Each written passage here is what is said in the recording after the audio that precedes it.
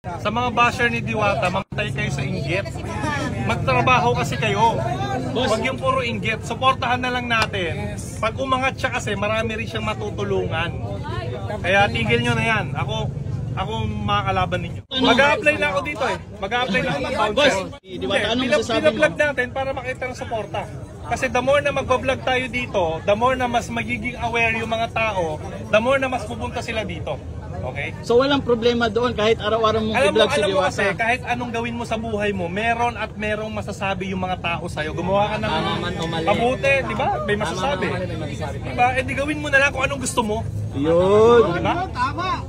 Anong masasabi mo sa magandang sa hirap ng pinagdaanan ni Diwata, may magandang Yan naman talaga eh. Kung mahirap yung pinagdaanan mo, most likely, magtatagumpay ka. Basta huwag ka lang susuko. Ang mahirap kasi sa atin, lahat tayo, mahirap yung pinagdadaanan, palagi tayong sumusuko. Diba? Ang susi lang naman sa buhay, tuloy-tuloy ka lang eh. Mahirap naman talaga ang buhay, wala namang madali eh. Lahat naman tayo may problema. Siya meron, kayo meron. Tsaka, porket nandito namin sa taas, akala nyo ba wala kaming problema? Lalo kang umaangat ng umaangat, lalong pahirap ng pahirap yan.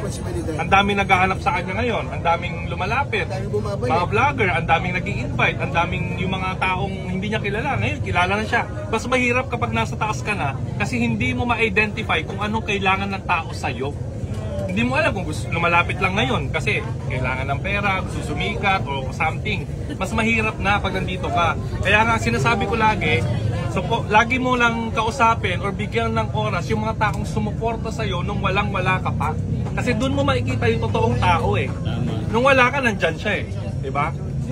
So doon yung na-identify yan. Kaya kami, ngayon, lalo na ako, lalo na si Boss Armin, si Diwata, mahirap na namin ma-identify kung ano ba yung intensyon, totoong intensyon ng tao sa amin. Kahit ka mag-anak mo minsan eh. Diba? Kahit ka mag-anak mo minsan, iba yung intensyon sa'yo. Hindi mo alam. May gusto ko sabihin? Ang gusto ko lang sabihin, yun lang, nagpapasalamat ako at mainit ang iyong pagtanggap sa akin. Ibisita ako dito ulit, syempre, kasama yung mga kaibigan ng vlogger. Boss Toyo, punta ka dito.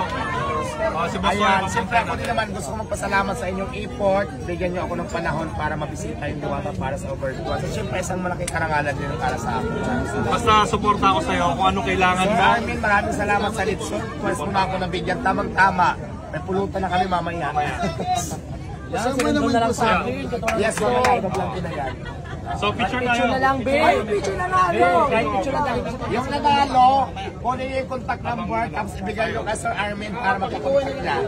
Dito ka, ikot ka. Sama kayo, picture tayo. Dito kayo. Tapos kayo. Picture tayo. Mas background yun sa akin. Alam mo, dagan ako ulit sa ni Diwata. Hindi, hawakan mo ito. Hawakan natin ito.